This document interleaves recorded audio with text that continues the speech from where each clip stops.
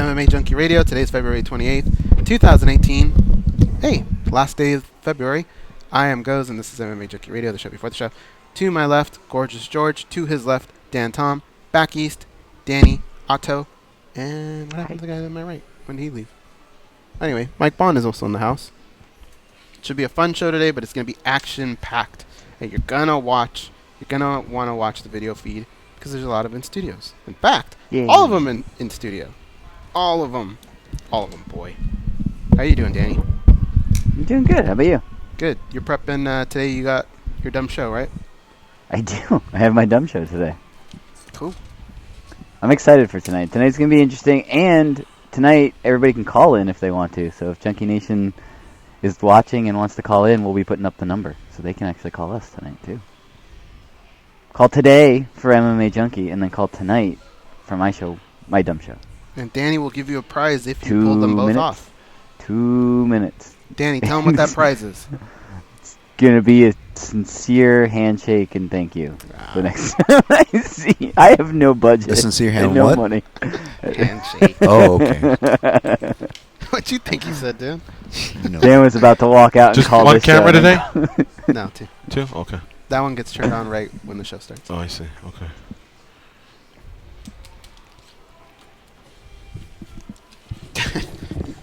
Dan sounded like he was going to call both shows there for a second. I know.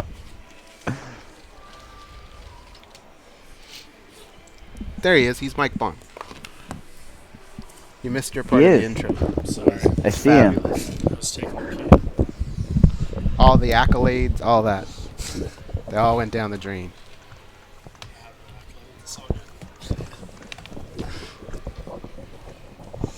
You guys are coming up in a minute.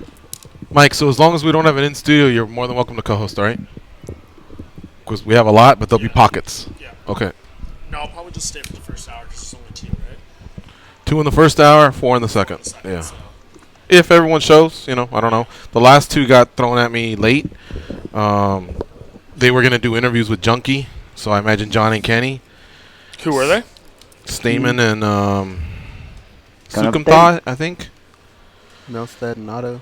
Milstead and Otto were in the whole time. What about, when's a good time to do the daily debate? We can start off with it, honestly. It's such a big deal. Get him in. Sure. What's the question today? As long as Andre or Cat isn't here, then let's do it. Okay. See, people, this is what we do during the pre-show. Before the show. Yeah. The show Count up to before 10. the show. Stand by.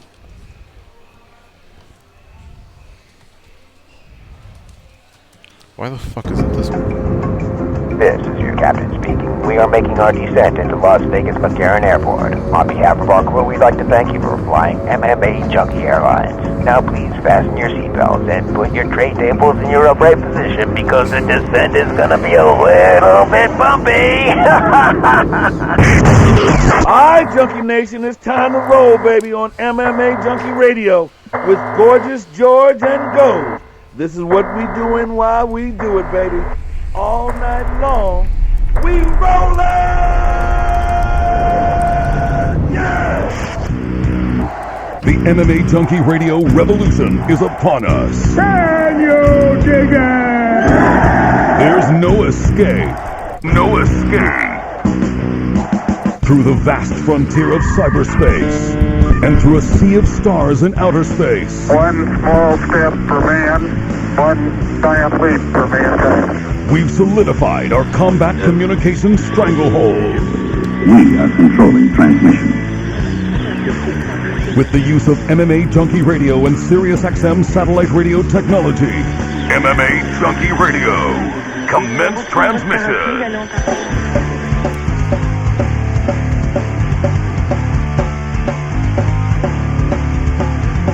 Live from MMA Junkie Radio HQ in the fight capital of the world, Las Vegas, Nevada. Here are your hosts, Gorgeous George and Goes. From the fight capital of the world, inside the beautiful Mandalay Bay Racing Sportsbook, you are listening to the MMA Junkie Radio Show, the only show that matters. I'm your host, Gorgeous George. With me as always is the devious and dastardly Goes. Our co-host to my left, it's the fight analyst, Dan Tom. Sitting to my far right, MMA Junkie and Rolling Stones, Mike Bond. Back east, it's Danny Otto. What's up, guys? That was a confusing intro. A little bit. It, though. That was tough. Good job. Got through it.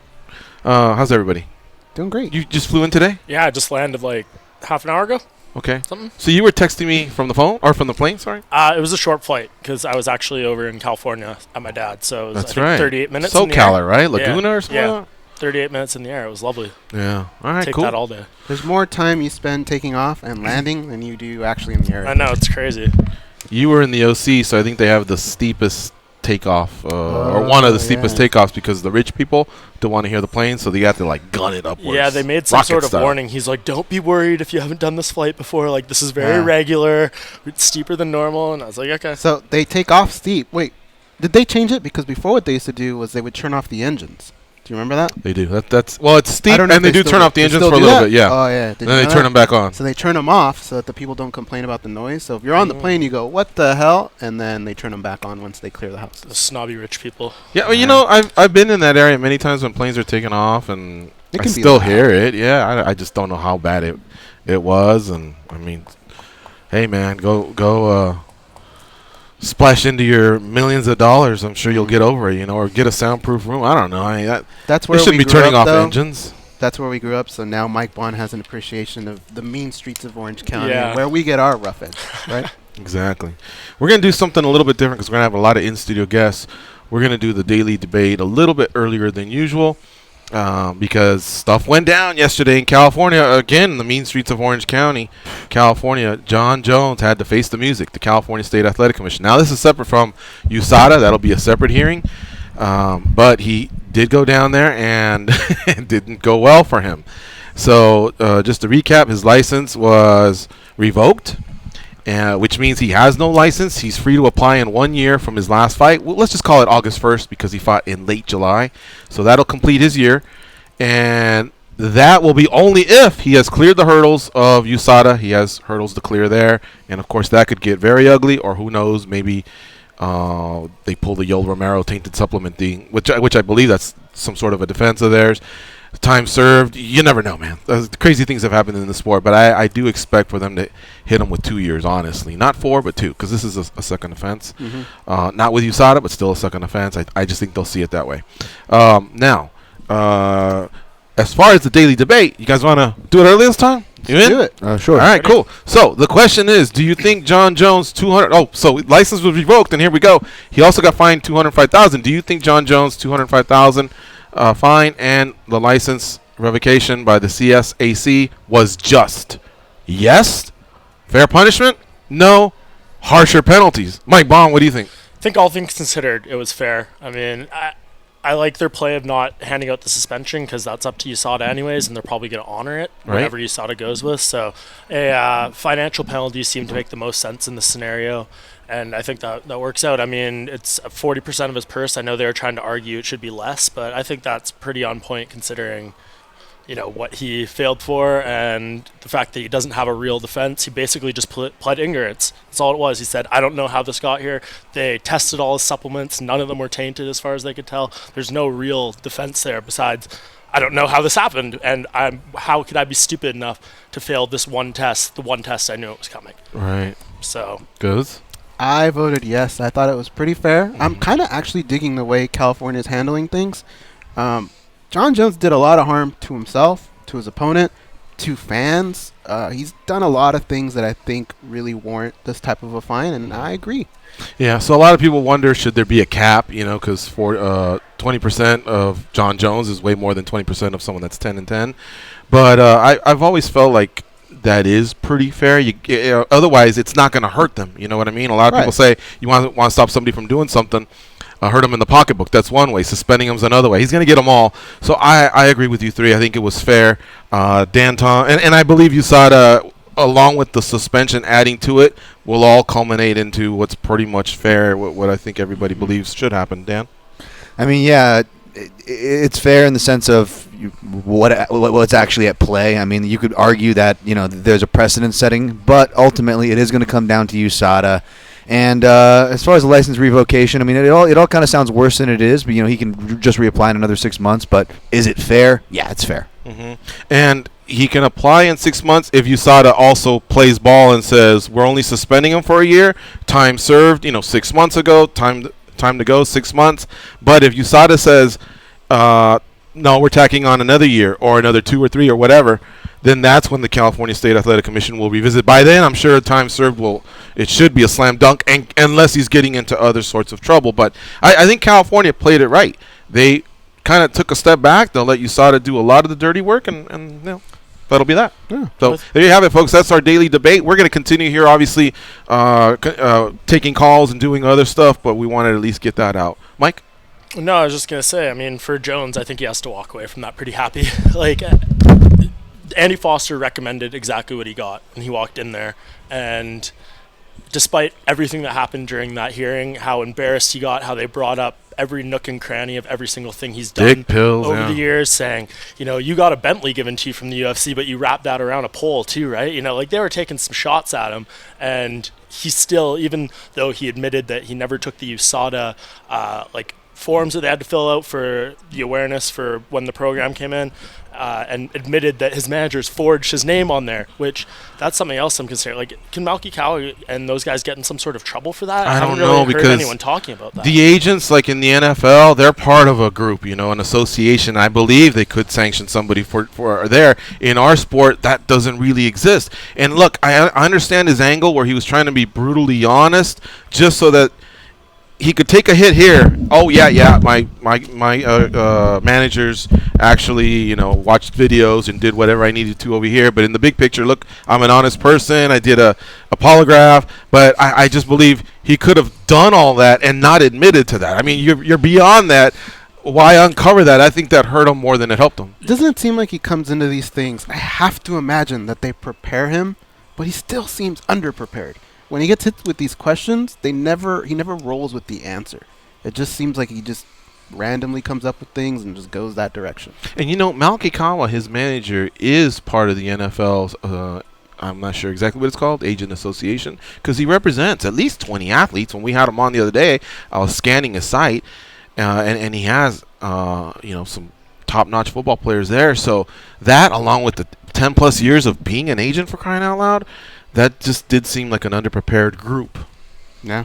No, for sure. And they did a great job of questioning him, too, and extracting some information. I mean, they said off the top, we're not here to try and embarrass you, but just the line of questioning that came his way, they just got those answers out of him, and it really didn't seem that difficult either. Yeah. But if, let's say USADA only gives him a year, and California's already revoked and said, we'll revisit this in 1 year, which we kind of believe they'll give him something stern, but they'll license him in 1 year.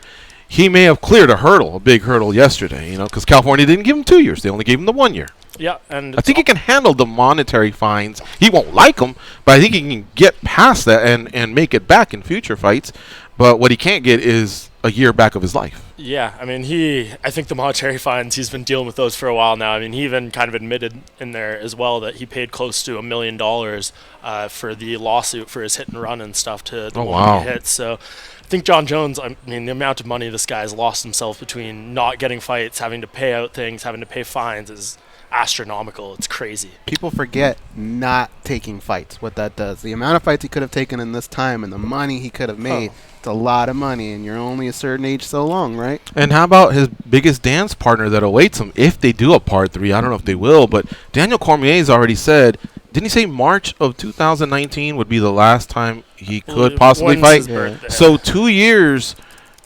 2 years means he misses a third dance with Cormier. But he also said on our show, I can't fight a heavyweight, guys. Those days have gone. So who knows? Yeah, you're right. I mean, if Jon Jones' suspension is up of July of next year and Daniel Cormier is setting this hard line for March and he gets a chance to fight him in July, I think he would, postpone the retirement a little bit. And if Cormier beats Stipe, does he even need to dance with Jones? I mean, that's quite an accomplishment itself. That's kind of the best way I think this scenario of a third fight would work out, is if Cormier is the heavyweight champion and Jones comes back to fight him there. Right. All right. So as you've seen on our preview, we are going to have some in-studio guests, and I see them walking up right now. We'll have Mike Bond step aside for just a bit, and we'll talk to Cat Zingano and Andrei Arlovski, both fighting this Saturday at UFC 202. So, Mike, we'll see you in a bit. Let's do ladies first, goes, or whoever? Yeah. Whoever? Just one. Yeah. All right. So, Cat Zingano joining us here on MMA Junkie Radio. She is going to be fighting Ketlin Vera UFC 202 main card. You got to pay to see her fight, but she's back, and she's one of the most exciting female fighters on the planet. Hi, Cat. How you doing? Good to see you again. Good. How are you? Good. You must be excited that it's fight week, and you're just getting closer to doing what, that's your career. It's your livelihood. It's your job. The rest of us show up 9 to 5, do other stuff every day, but you only get to do it every so often, and the day's coming. Yeah, I mean, I just feel lucky because, yes, it is my career and it's my job, but it originally started as a hobby, started as a way to express myself and, get exercise and fitness and, have an outlet for life, and kicking and punching things helps sometimes, So, yeah, it's manifested itself in a cool way, and I'm really excited and happy to be here. Another thing I like seeing on social media is the interaction with your son. Really, really cool. We've seen him since he's a little guy, and now, probably a teenager now? No, he's 11. 11, okay, getting close. Yeah. Yeah. Will he be going to your fight, or does he stay home? No, the hats are two completely different hats for me to wear. When I'm a mom, I'm nurturing and fun, and when I'm a fighter, I'm the opposite. I can't. I don't want to worry about things that I worry about when Gotcha. I have my little boy around, especially around fans, and he doesn't know people, and he gets nerves as well. So I gotta, I leave him with people that I trust, and they take him and do fun stuff and kind of. Back in America's finest city, San Diego? Yes, sir. Oh, very cool. Tons And of stuff to do a there. big fight party for you, between friends and family, or is it? I don't know. Okay. I mean, yeah, I get a lot of text people telling me they're going to watch it and stuff, and I just send them the thumbs up, because right now I just got to focus on me and my goal, and I know my kid's okay, and I know I'm okay, and that's all that matters. I got to be here, be present. I can't be thinking about anything else. And one more question. And when your son will watch it, though, live, or does he wait for the result? I like What's the to rule? watch it with him. So, he'll be somewhere, and I've sent him camping before. I've sent him, to go have an outing of some sort where he's entertained and having fun. And then when I get back, we'll sit down and watch it together. He's watched a couple fights that have and it was in my head. It was in my head what he was watching, and what he was seeing, and that it just kind of felt weird, So right now I'd rather go home and have him sit on my lap or sit next to me, and we watch it together, and I can tell him, That's how cool. it was and things like that. That way it's, it's still very separate, and I feel like he's safe. And he won't have any spoiler? He's holding up his end of the bargain. He doesn't tune in, or by then will he know? Oh, I'm sure he's got the junkie app on his phone, right? Oh, yeah. Well, and I'm sure he's not locked in a closet for, all of Saturday and Sunday. Yeah, I didn't know how strict the rule was. All right, cool, man. I dig that. I'll call him. As soon as it's over, I'll call him. I'll tell him what happens, Yeah, awesome. Cat Zingano here in studio with us, fighting at UFC 202 versus Ketlin Vera. The headliner that night will be Chris Cyborg. She defends her featherweight title against Yana Kunitskaya. I've been practicing that name all week. Goes, whatever, Cat. The more and more you say it, the worse. I've been saying Kana Unitskaya, and it's Because Unit. he's getting comfortable. He's all trying to throw the Pretty accent in. much. I'm kind of going the Russian. The last time you were here, obviously the studio looked a lot different. It was more of a little bit of a closet, but we had so much fun with you. And one thing that we had fun doing was just diving kind of into your personal life. And he's right. Watching you on social media and interact with your kid is actually pretty fun. Because I remember him and I are brothers, and we remember what we used to do at that age. It's not anything that he gets to do. It seems like he has a lot of fun. What's one mom activity that you have a blast doing? And can I take a guess what it is? What? Is it going to football games with him? Yeah, I love, I have him in his sports. Sports in my life were everything to me. I just grew up wanting to play, wanting to climb everything, wanting to, get my hands dirty, just always into stuff. And I see so much of that in him. He needs to move. He likes to be wild, and so we'll go. Right now he's in wrestling. He's in swim team. He just finished his football season. So he's in between them. He wants to possibly start doing break dancing, which is gonna be dope if he does it. He's so talented, and he's just acrobatic like that. So it's cool. And all of these are ways that he likes to move his body. So I'm pumped to work my butt off so I can afford to get him into those things that make him feel good like that. Can you break dance? No, but I was a tap dancer from 6 years old to 18, competitive on the down low. I would go from wrestling practice. Wrestling practice would end at 5, and I think 6:30 was dance class. Mm-hmm. And I would not tell a soul that I was going to tap dance class. Did you want to get clowned at school? No. Okay. What are they going to do about it? Well, she wasn't fighting. Well, she was wrestling there. You wrestled in high school. Yeah. Right? Okay. Mhm. All right. Yeah, but why didn't you want anyone to know? Was it? I don't know. I think to me there was like, it was like nerdy or dorky, and I didn't want to catch anything like, I didn't want the opinions. I didn't want to have people think it was something like, it didn't matter to me what they thought, so I didn't want them to know any. I mean, it mattered to me. But that's 12 years, so you can get down with tap dancing. I was legit. Yeah? I was legit. I was Are you thinking what I'm thinking? Yeah. You want to do a quick tap? No, I'm just kidding. Wow, But you know what? say. You know how Valentina does her dance afterwards? Yeah. You should be doing that after Anderson yours. does his. You should do a little tap. It'll throw everyone off. Man, when the fight's over, all I want to do is just go sit down. I'm not feeling like doing dances. I see them and I'm like, how do y'all still have energy? I just want to sit down. All right, let me ask you this. You're in the fight capital of the world, all right? A fighter, when they're here, this is kind of the mecca. You carry a certain swag when you walk around. However, you have a victory over the champion. Is there an extra swag that you carry that maybe people don't recognize, but you have it within you? Like, I took her out. Yeah, I mean, I can't. That happened, right? It happened with a lot of these top contenders right now, you know. And like, I'm super pumped and excited about what I've accomplished. Like that in itself, like what they're doing from here on out, still says something about me, you know. And I like that. It's kind of fun. I mean, I'm not trying to have this swagger, but it's fun to see them and have them look at me and have them know, you know, or it's like, oh, hey. Is there a little wink? You ever throw the wink or anything? No, but I'm always looking, All right. you know, I'm always looking.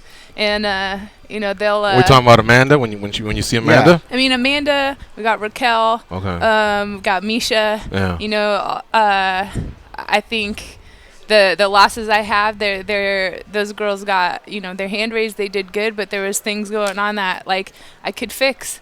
You know, there's a lot that I could fix. It's not like I just got mangled and dominated. It's all stuff that I got to work on and that I have worked on, and I have no weight on me about those fights because they're things I can correct and they're things I will correct. You know, you better believe when I'm the one calling the shots that I'm going to ask for those fights again. Mm-hmm. Like, I need to fix those things. It bothers me, but it bothers me in the right way. It bothers me in the right way that pushes me. I had thought that because Amanda hadn't taken a fight booking, they only announced Raquel a few weeks ago officially, that the UFC was maybe waiting to see if you got past Caitlin and that they would maybe make that rematch. But then they went ahead and I guess you're okay with that? Were you ever consulted, or did you ever feel like maybe that was your spot just because you've been, you know, you have that ace up your sleeve? I mean, I have that, but you know, I understand I needed to take the time off that I took off, and it was important for me to do it right, you know, and I had to be blind to the pressure of I could get this fight. Yeah, I mean, I'm sure I could petition enough to get the fight against Amanda. Everybody, you know, so far she says she's improved since then. Well, there's no way I didn't improve since then. You know, I never stopped training. And that fight was my first fight back after blowing my knee. It was the first fight back after losing my husband and coach to suicide, and having a completely different camp, and like having no idea what I was gonna do with myself now that there's a new normal. Like everything was different. Mm-hmm. So to think that I haven't improved since then, or to think that that was even my best, I mean, that's ridiculous. And she had everything in her favor in that fight. Everything in her favor in that fight, and I still broke her. Mm-hmm. You know, and to me, it's like that's all there. That's all deep in me. That's something that I know and I can harness, and that I get to carry around with me every time I go walk back into that octagon. Mm-hmm.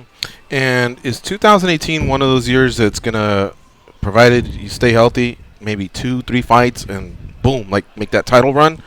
I noticed. Well, this fight, they said that is potential to be a number one contender fight. Okay. You know, so I mean, that could be 1 fight away, that could be 2 fights away. Either way, like, I'm focused on this fight. I'm focused on getting through this one in the most fantastic way possible. Of course, I want those title shots. You know, of course, I want to jump right back in to where I left off. You know, and do everything the way that I know I'm capable of doing, but I also understand there's a patience that comes with it, you know, and believing in myself that comes with it, and taking the little steps to get to the big steps. Like, I'm fine. Caitlin is not a joke. She's a great fighter, and she's done good. I remember what it's like to feel undefeated, or to be undefeated, and, you know, to put that pressure on her and do everything that I need to do to end up breaking her down from that feeling. You know, I got work to do. I got work to do. It's a dangerous fighter that's undefeated. But what's next is still to be written. All right, Dan, what do you have for Cat? I don't. Oh, sorry. I don't want to retread over the same ground, but I gotta say, because I bring it up not just because you're here, I bring it up on the show all the time. That fight with Amanda Nunes is one of my favorite fights ever. Whether we're talking about emotion, most importantly, the fighter showing catharsis, kind of embodied in the octagon. I feel like I'm always pointing to your fight with her and that scream that you let out. And I bring that up because, like you said, that fight you were coming back off of so much more. You had a lot more against you, I guess, on paper you could say coming into that fight. Was that fight more of like a proving you could come back, and this is more, like you said, this is more about proving your improvements now, this time out, where you're at now? Totally. So much changed getting ready for that fight. The ground was completely unstable for me. And to the extent of, literally, too, my knee was better, but it wasn't 100%. But I was, so I knew I needed to go in, and I needed to get it to the ground as soon as possible. So I charge her, I go to throw, and then we end up with me on my on the bottom, getting my head caved in for 4 minutes, and that in itself was just kind of like metaphorically explaining my life for the past year. It was like, I'm seriously on my, all of this again. And luckily she went for my knee. She went to sit in for a knee bar, and it pissed me off. And it was just like, don't touch that. You don't touch it. You don't even understand what that started for me and my problems and whatever, So to get through that fight, to feel her wear down and wear down and wear down more and more until I felt her want out, that you can't change, and you can't train for that. I know that I can stop her. I know just hand to hand, she will give up on me, and that was something that motivated me in my life, where it's no, I don't have to stop. I can keep going, even if I'm just crawling, even if I'm falling forward, even whatever, but I'm going to keep moving forward. I needed to show myself I could still fight. I needed to show myself I could do it without all the things I had before. I needed to show myself I still wanted it. And I did, and even after the next fight that I lost, it was I needed to lose. I needed to lose so I could see how much I wanted to win. I needed to lose in front of my kid, too, because I was winning everything. And when I was trying to relate to him on losing a football game or losing a match or some sort, he was like, well, how would you know? You never lose. I'm like, man, I lost so much in my life, but just you haven't seen it because you've only been alive 7 years, And there was that. I got to show him how you handle losing. Not only just losing, my first professional fight, but losing in an embarrassing fashion in 14 seconds, making history, the losing end of history. And I get to show him, how do you handle this? How do you be still a good person? How do you still be positive? How do you still treat people nicely? All of this, and look forward to getting back in there and fixing it and doing the work and whatever. It was yeah, it sucked. It still sucks. I hate it, but there was a lot of silver lining that came along with it, and it showed me a lot of things about myself that I needed to see, and I needed to know, and I needed to gauge. So I'm one of the people that has slowly warmed up to women's MMA, but to be clear, the high level fighters I enjoy thoroughly. I feel like the divisions, though, after about 10 or a dozen, there's a drop off, but one thing I like about your fights is there's almost always a finish. I think only one fight there hasn't been a finish. Mm-hmm. Five KOs, 3 submissions. I really like that you always go for it. You know what I mean? That's what's made me a fan. And plus, you have this swag to you that is, man, I don't want to say Diaz-esque or anything like that, but something about the way the words come out, whether it's post-fight or the interviews that you do, it's really, really fun to listen to. And I know you're not trying to be anybody; you're just being yourself. So anyway, goes anything to? I think it's honest. Summarize, right? Yeah. That's maybe how we could categorize it, and I think that's why a lot of people do appreciate it. Well, that was one thing I wanted to bring in too. Just while we're on that note, is other messages that you made through social media, just from kind of empowerment and inspiration. Even just sitting here, you just inspired me, to be honest. But I always appreciate when fighters and just people in general can be honest and kind of own, own their stuff, so to speak. And it's like you just ran through the checklist. I'm like, well, this person's got all their head in the right places, their motivations in the right places, and it's really beautiful to see. So I commend you for being able to be so honest and open about stuff that's kind of hard to talk about sometimes. Yeah, well, thanks. Stuffing it down hasn't helped, so. I feel like we've been too nice to her. You want to give her a tough question? Yeah, it goes. Be mean. Haha, you tap dance. We need one of those. We need to bring her back down to the level. Every in-studio guest, we do ask them if they can share a good street fight story. Do you have anything from the wrestling days in high school or anything like that? I have something from like it's like a few. Or did you beat up a bully? A few months ago. Oh, yes. Yeah. Let's hear it. So I went to it was like I think we were watching a fight. It was a person hosted the fights at their house. Okay. And we're over there, and I have my son there, and I have a friend that also has her kid there. And the host of the party, he's a nice guy, but he kind of gets a little tipsy, we'll say. And as the night goes on and he gets more and more tipsy, he keeps being like, Cat Zingano, how's it going? I'm like, oh, hey, it's cool. Every time I see him, walk around the corner, there he is, and totally provided the party. He, like, all the food, all the drinks, everything, Yeah. But, so we, I notice it's time to go. It's about that time. Everyone's getting a little too saucy, and I don't want my kid around that. So we're going to leave. I say goodbye to everyone. And my son had brought over Thor's hammer, the plastic, like the Thor's hammer, but it's a toy. And it's hard as hell. Like, it's a plastic toy. It's hard. And he apparently had left it outside. And so the guy that was hosting the party comes up, and he's like, hey, you forgot Thor's hammer. I'm like, oh, sweet, thank you. And he just runs up, and he cracks me in the head with it. And I don't know if he thought it was a plush toy or like what, but it hurt. And earlier throughout the night, when he was yelling Cat Zingano and all of this stuff, like he would kind of, I don't know, he would get like a little close, or like there's a couple of times he like, popped my dress or did some things where it was like I'm telling him to stop. I kept giving him the knock it off thing, but when he hit me in the head, that was it. Oh wow! What came after that? Where in the head? Like up here? Yeah. So back of the head too to top it all off. It was the headband, but yeah. So I ended up. I was like, I said, stop touching me. Like, stop touching me. And I ended up push kicking him in the body, and he kind of like fell back on these chairs. And then I like round kicked him to the stomach, and he dropped. And then he like. And then one of those chairs fell over and hit my kid in the toe. And so I was like, oh, shit, so I'm working with my kid, and he gets up and he reshoots on me. And I'm like, what don't you get? Stop touching me. Wow. And he finally stopped. Did you sprawl or no, because he like low singled me and just kind of like hung on. Wow. And so I like pushed off his head, and I'm like, what don't you get? Stop touching me. Like, stop. And my son's crying, and it's not the worst part, but he comes up and he's like, hey, I'm so sorry. I'm sorry. But he's got this like gnarly like booger down his face, and he's like, can I like, come here, I'm sorry. And he tries to hug my kid, and we're both just like, because of this gnarly booger. And on top of it, just like so riled up, like none of this needed to happen, none of this needed to go. It was time to go, and we left. No booger, and he gets the hug? No, we're like, you know what? I'm like, you know what, everything will be fine, I need to go.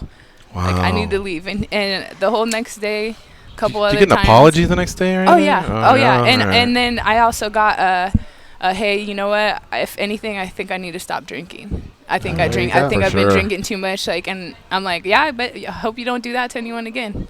And he's like, you know what? You're right. I think I need to get a roommate. I think I need to do some other things. Like, what I'm doing right now is not working for me, and this kind of woke me up, and I'm really sorry. And I really appreciated that acknowledgement and looking at himself for that, and it sucks to have to be the deliverer. Then he's a jerk off, if he doesn't even recognize it once. I mean, not to condone that if you can drink and pull that off, but when stuff happens, you have to own up to it, and at least he apologized. Yeah, he did, and I believe he's been fine. I don't know, but I know he's been better since. I know he's made a bunch of changes, and that situation sucked for him, and I mean, it sucked for me and my kid, but everyone is okay. You know, the Were you and the situation's kid better. high-fiving on the way home? Like, No, no. I mean, you look like Wonder Woman right there. All that you Yeah. told us. No. Roundhouse, right?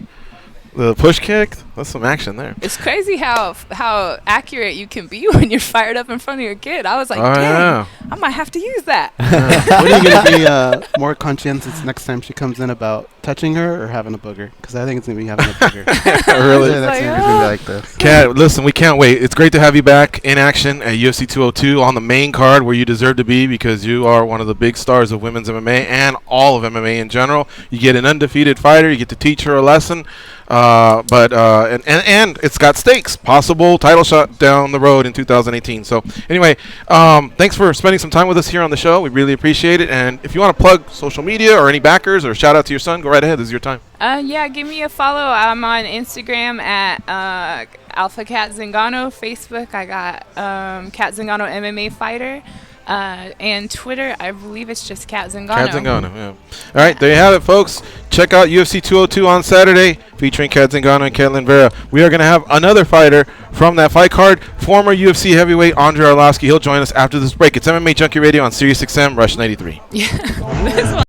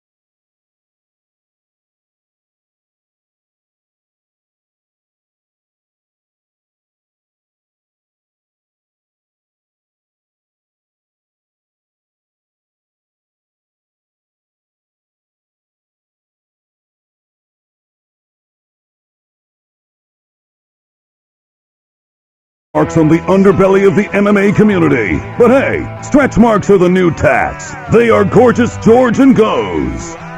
The Jim Rome Show is now on SiriusXM weekdays at noon Eastern. Catch The Jungle and the rest of the CBS Sports Network on Channel 201 and on the SiriusXM app. Big thanks to Cat Zingano for her time. We're now joined by another superstar.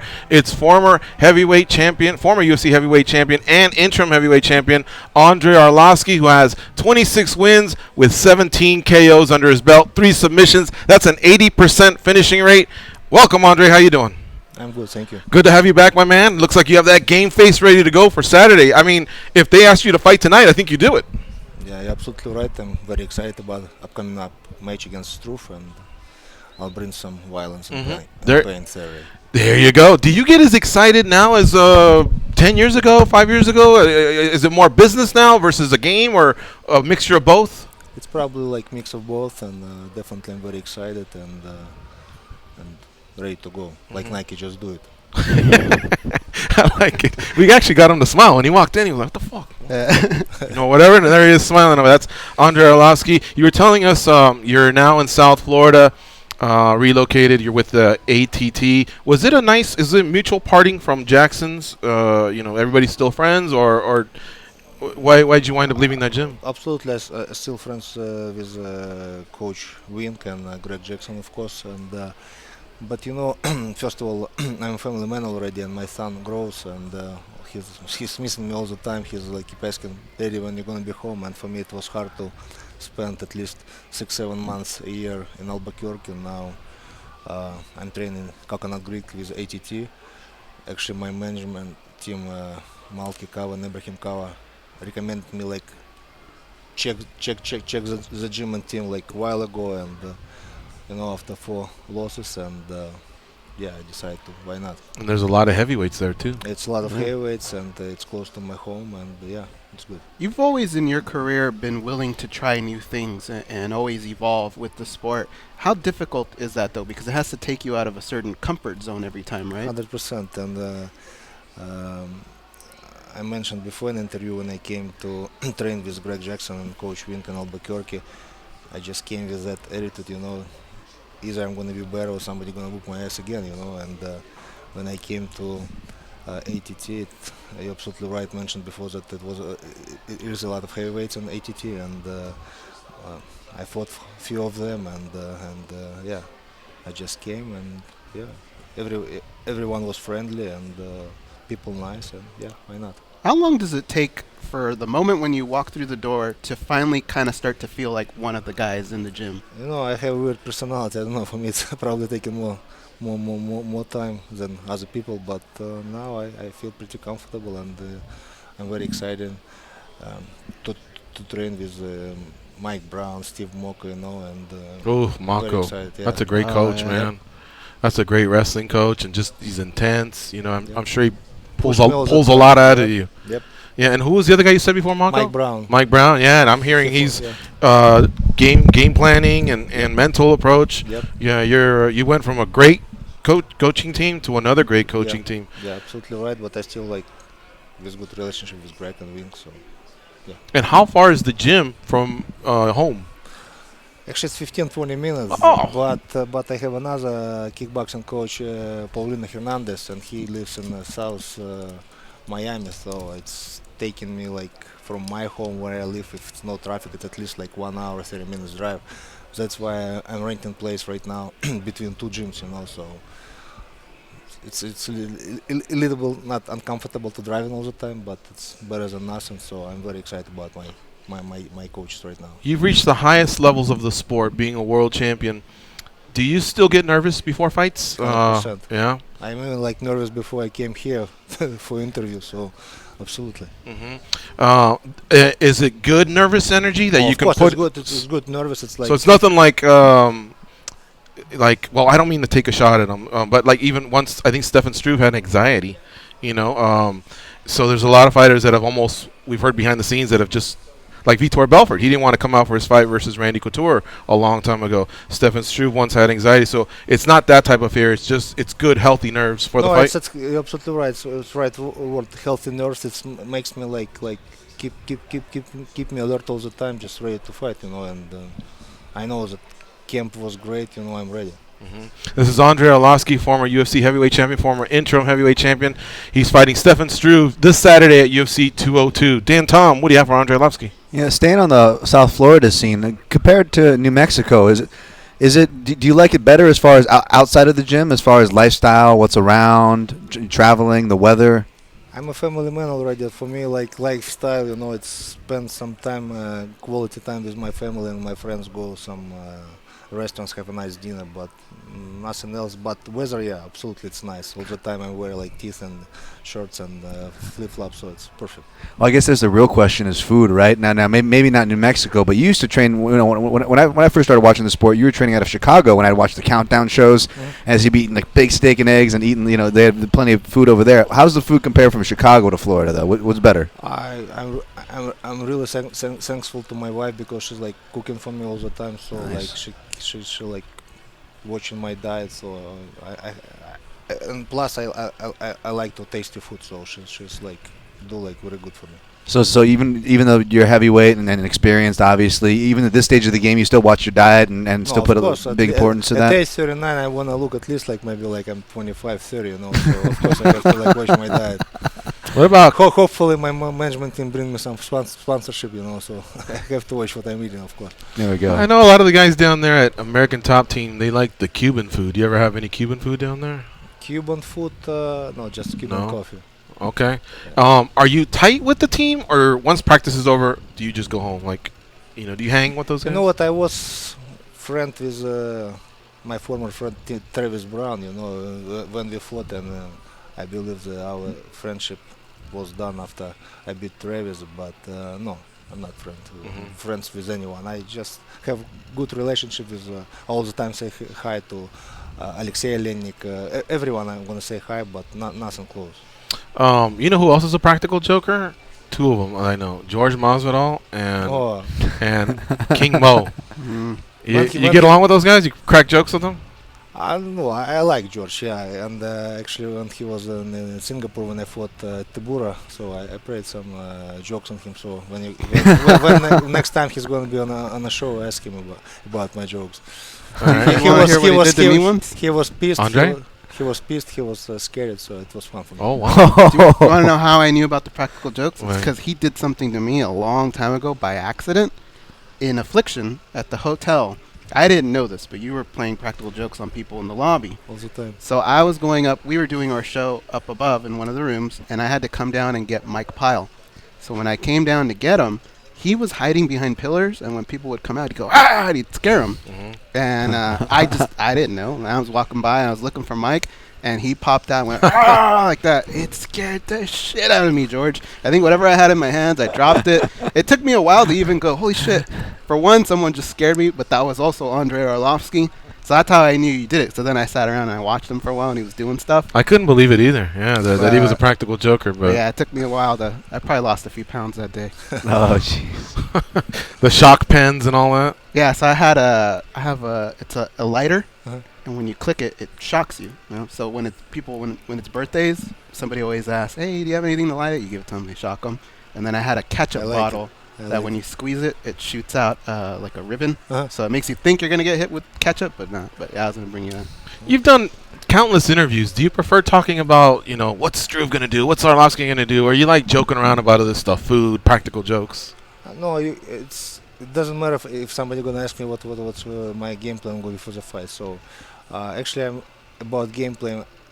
First time for a long time when I fought Albini in Norfolk, Virginia, I hurt my corner, and I fought 3 rounds, and actually I followed my game plan 100%. So that's why I really like my new coaches, and Saturday night I want to fight 3 rounds, and I want to stick with my game plan, and like I said, bring more violence and pain. So I think I've told you this before, but one of my favorite punches ever. We weren't covering mixed martial arts yet. I was just a fan. It was in Anaheim, California. It was when you cracked Tim Sylvia. Yeah. Now the only problem is obviously that's a fight that the tide turned, Yeah. But we sat. How high were we? We were really high. And I mean, it was the loudest punch I've ever heard. It was like, bah! Like that. Like he just heard it here on the microphone, I mean, like that. I just remember going, God damn, that you got such a powerful right hand. It's always been fun just watching your fights because when you go out there and throw, you just know it can end like that. You have a high percentage of your wins are finishes.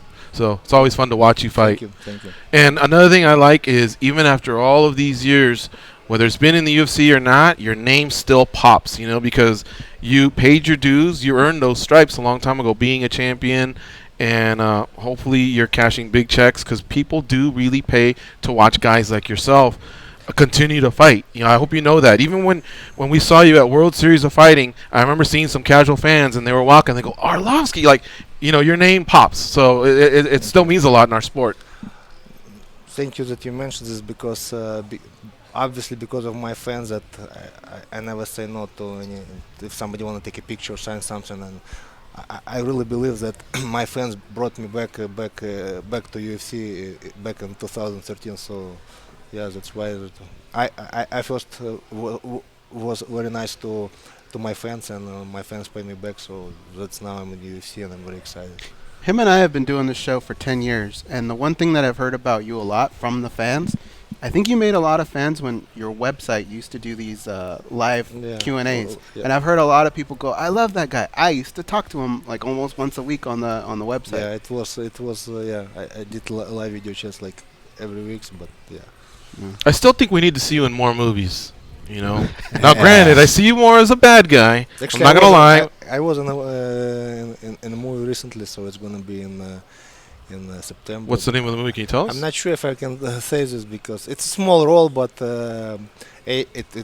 I was with A-list actors, Oh, cool. One big shot like cut my throat and killed me. So I believe it was only like 20 seconds in the beginning of the movie, but it was fun. I just saw the 3 Taken movies with Liam Neeson. You ever seen those movies, Taken? Yeah. I saw all 3, and I was like, man, someone like Arlovski needs to be in there, supposed to be there, yeah. Yeah. All right. Hey, thank you very much for stopping by.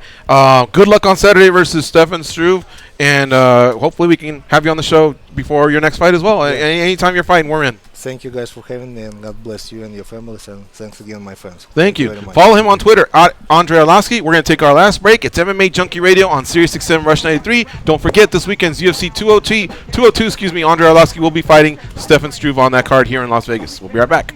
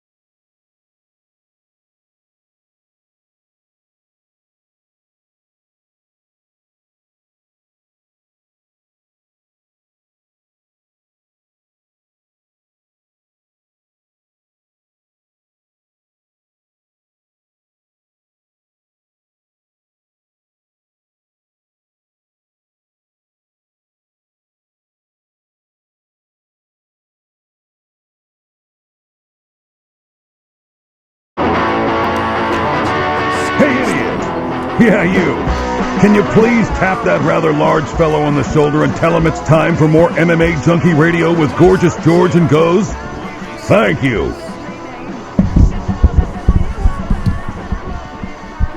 Alrighty, we are back, and let me tell you about Leonard Skinner. He's playing a private show in Atlanta exclusively for our SiriusXM subscribers. We have your chance to be in the front row. One grand prize winner will get a trip to Atlanta, front row tickets, and the opportunity to meet the band.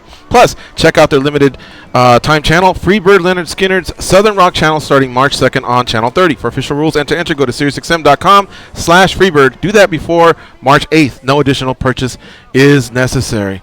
All right, so Andrei Arlovski down. Cat Zingano now and down, and then we have part of Team Iridium is in the house. Jason House has brought three of the horses that'll be running on Saturday at UFC 222. I'm sorry if I called it 202 earlier. So we'll borrow Adam Milstead here for just a minute, but we'll continue in the second hour with Adam Milstead. We also have Cody, Stamann, and Zach Otto here. Now, I believe Andrei Soukhamthath will also join us, so it's going to be a fun second hour on the show. So, Adam, we just got a couple minutes here before we end the first hour, and then we'll come back with you. But the first question will be, I guess, new weight class. Yeah, new weight class. I don't know if it's not very fun right now, but hopefully getting in there and put on a good show. That's all I'm worried about doing. Yeah, so. but right now there's no regret, right? It was No. a good decision. You'll just get past the shitty weight cut, but come Saturday, that's it. You're all in. Yeah. And, all right. After Saturday, then it's beer and pizza. Nice. What's your beer of choice? Right, we got a lot of questions. Dogfish Head. That's my favorite. Okay. So, Nice. Pizza. What about for us normal people?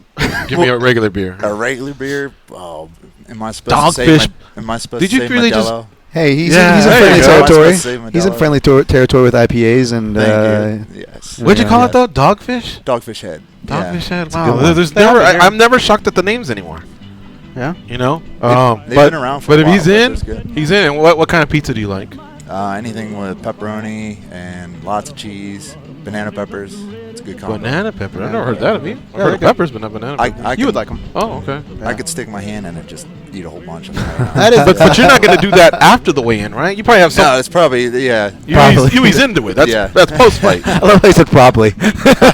Probably. Yeah, usually you start off with like fries, and then you build up with the carbs, and because you can't, when you put your body through that, you can't just jerk it like that back, into play with terrible food, because otherwise Obviously, it'll we're fuck you food up. experts here. Yeah.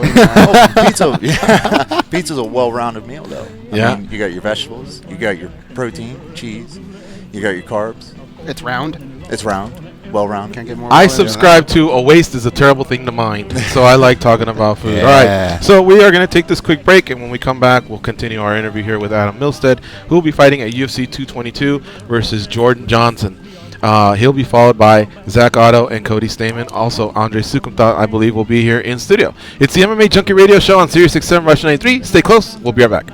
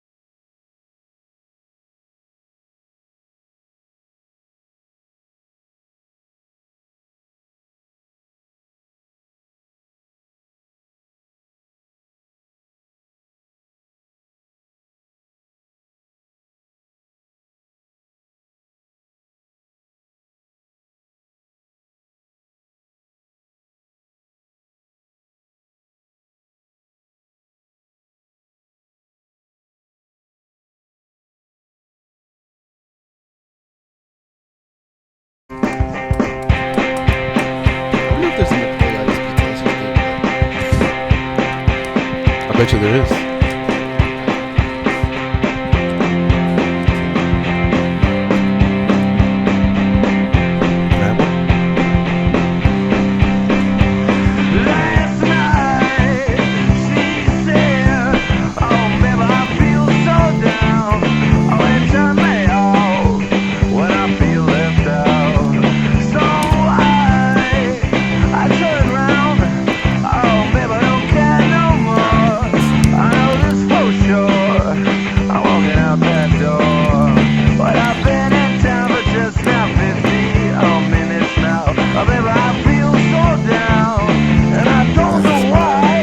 Good. You can deal with that, right? It's in the middle. It's not yeah, really it's good. thick. It's not thick.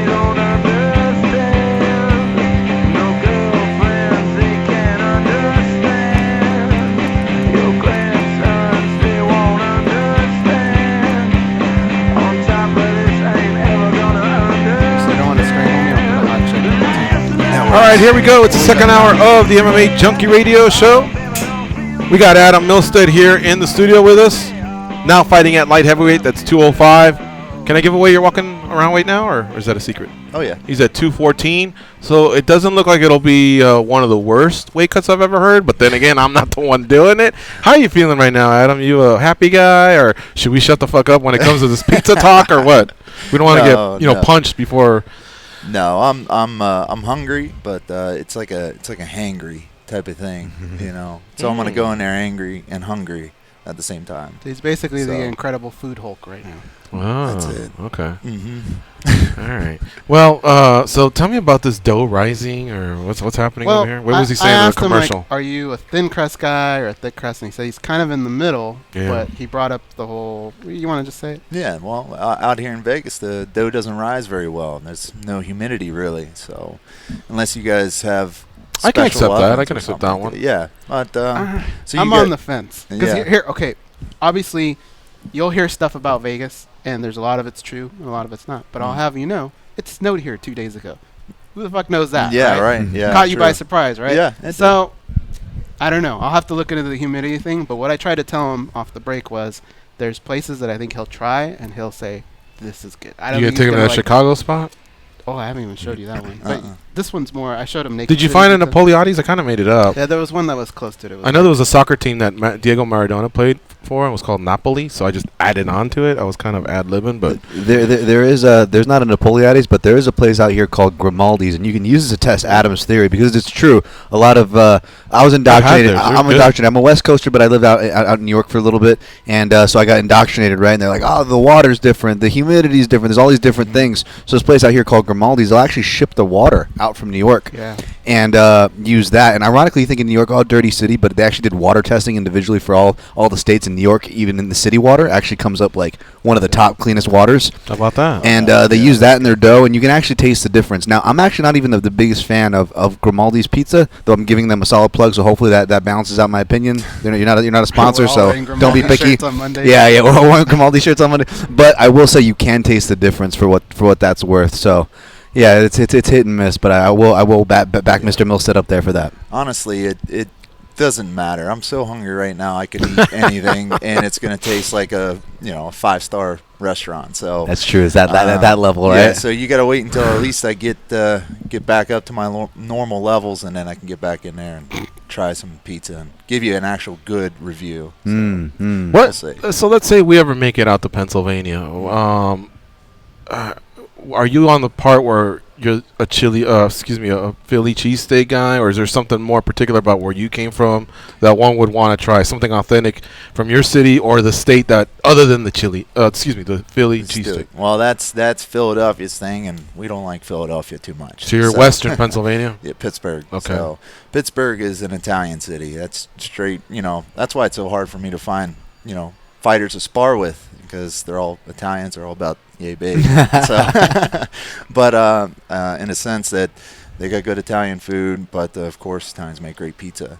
So probably like Fiore's is one of our pizzas out there. It's actually really good. My girlfriend ended up turning me on to that. And then police station pizzas. There's this guy, little Italian guy. He'll sit behind a booth, and you walk in, and you got to know what want to order as soon as you get up there. Like the soup Nazi on Seinfeld? Yeah, kind of. Okay. Exactly. Yeah, no soup for you. Yeah.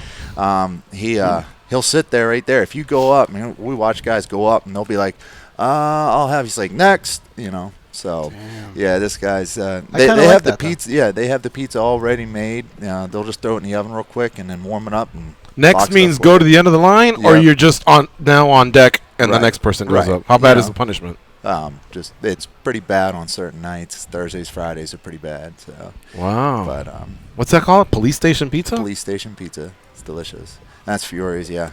That's it? That's good. Yeah. And are you a Pittsburgh Steelers fan? Man, I recently have kind of gotten away from football, but in a sense. Was that your girlfriend's idea again? Or she threw No, she's from Pittsburgh. Now, originally, I can't say I'm originally from Pittsburgh. I'm from Southern Maryland, really small town, right on the tip of Maryland into Virginia a little bit. What made you at one point just go, I'm not feeling this? Like, you guys have had a great franchise. Yeah. The team's exciting. The Killer Bees, or what do they call them? The 3 Bs right now that they have Antonio Brown, the wide receiver. Ben Roethlisberger. And then what's the running back's name? Bell. He's really good. Yeah, Le'Veon Bell. So it's an exciting team to watch. But why have you kind of... in a sense, I grew up as a Redskins fan. Then when Ravens came in, yes. I know. Okay, yes. Yeah, because you said you didn't like Dallas too much, right? Well, I'm a Niners fan, so we share that. Okay, all right. We both hate Dallas. All right. So, but Redskins. When's the last time they were really a team to be recognized? 91. But yeah, right. So we, as soon as the Ravens came into town, we kind of jumped ship. What? And, yeah. Yeah, How do you get that high five back? Yeah. Well, their second year they're in. They changes his mind a lot, huh? It's like, now I do like Italian pizza. Oh no, I just don't like fighting a heavyweight no more. I'm a 205er. Now I'm a Ravens guy. So long, Redskins. I know, right? You change your mind on that. Yeah, no, but one thing for sure, you earned your spot, in the UFC, 8-1 overall. I want to ask you, you've never really been part of the era where you could walk in with sponsors. You're just Reebok, right? Right, yep. Would you have been one of those guys that knocked it out of the park? Like, were you a popular guy? Have you had a lot of support in your career? Or did this kind of turn out to be a blessing where you don't have to go out there and be hustling down, hey, man, the spot on my shorts, where's my $2,000? All that bullshit. Yeah, in a sense that I would rather have sponsors. Yeah. I'd rather be able to support the people who support me, I have a lot of great people, a lot of great support throughout the whole city, Pittsburgh, and everywhere else. Down where I'm originally from, too. Things would be a little easier if I had sponsors. I wouldn't have to continue working a full-time job. These guys could give me a monthly income. When I tell them, like, hey, I'm going to rep, your product or whatever it is inside that cage, it's going to be on live television and millions of people are going to see it. It's a lot easier to bargain yourself to these companies, for sure, and really provide that. Plus, at the same time, a lot of these guys they put so much, they put so much into us. It's like you want to do everything you can to help them out, because at this particular point, there isn't much comeback. With them, like they're gonna put all this product in me. They're gonna help me out with all these, like physical therapy needs or whatever it may be. Actually, taking time and energy out of their day to help me out, but the chance, it's not gonna come back to them as much as they put into me. And so I would like to represent them a little bit more and have opportunity to do that, but you can't choose when you get to the UFC. It's what they want. So. What made you drop? It's not like you had an unsuccessful run. Originally, I fought 205. So my whole amateur career and my pro debut, I was at 205. And it was at that particular moment when I lost my pro debut that I decided to go to heavyweight. That was off of my strength and conditioning coach at the time. He said that I had a frame that could hold up to 240, 260 maybe. The only problem was I went up to heavyweight and I was successful at it, but my body is really good at losing weight. I went to the Performance Institute a couple weeks ago and I did the metabolic efficiency test, and they said they'd never seen a gas tank like mine before. Like, out of all the guys that have been there, I've completed the whole test completely. The cardio gas tank? Yeah. Oh, wow. And at the same time, they said that your metabolic efficiency test is off the charts. He says you constantly burn fat even into your 160, 170 heart rate range. So he's like, you're not really ever burning muscle. And but anyways, I mean, in the sense that I'm better at losing weight than I am at gaining weight, and I was getting injured a lot too, man. I was getting injured. You know, I was fighting guys who were always way more bigger than I was. And I took pride in that, in the sense that, hey, it was kind of like the old UFC where weight classes didn't really matter. We just went in and fought, and I loved that. You know, that idea that I was able to get in there and bang it out without having to worry about losing 20, 30 pounds. You know, this is who I was. This is the way I walked around, and I got in there and fought and won. But, you know, my body started really shutting down. My joints started hurting. I was getting injured a lot more. But when I was 205 in my amateurs, I was fighting almost every single month. And, you know, I didn't really have a problem with healing and stuff like that. So I decided to jump back to 205 and see if I can be a little bit more active in the UFC and you know, get a little bit more following by staying active. So, how long did it take you to get used to the new engine, basically, that you're running? It was, I have a feeling, it's always there. You always have the engine. And this sport is, I tell people the sport is 85% mental, man. I mean, the rest of it is just all, you know, whatever you put into it, you know, your physical attributes, whatever. But it's always been there. I just had to get it back, you know. You know, luckily I'm with a good group of guys who really pushed me throughout Pittsburgh. I mean, Pittsburgh is also known as one of the biggest wrestling cities around, Western Pennsylvania, Eastern Ohio. And these guys, they push me, man, mentally, physically. They push me to almost to points of breaking points, you know, and it's it got me to the point, you know, that I realized that I had the ability to compete at the UFC level, but compete and push the limit whenever I'm inside that cage. So it's always been there. Just needed to rethink it. Did MMA come natural for you? Like, in other words, the same way you just broke it down in percentages, Yeah. what would you say, what's the percentage of you just being a natural at this? I always tell people athletes are better, you know, in the sport. Athletes can adapt more. You got a wrestler who is just straight wrestling, that's all he's good at. It's going to be tough for him to you know, get in a sense that you're going to start standing, you're going to be punching, you're going to be kicking.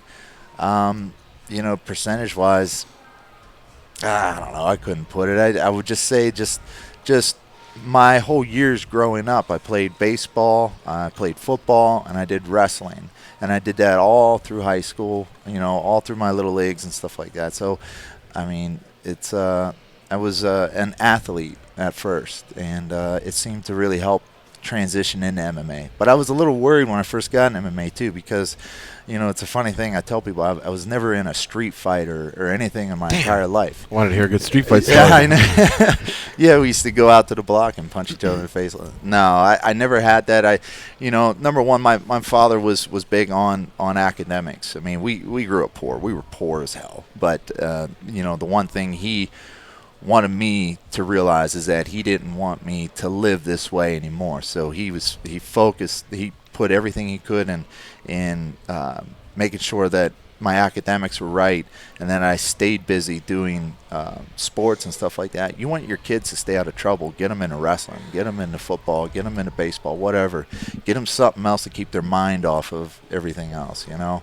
And I think that's what helped me, and it kept me away from the bad crowds.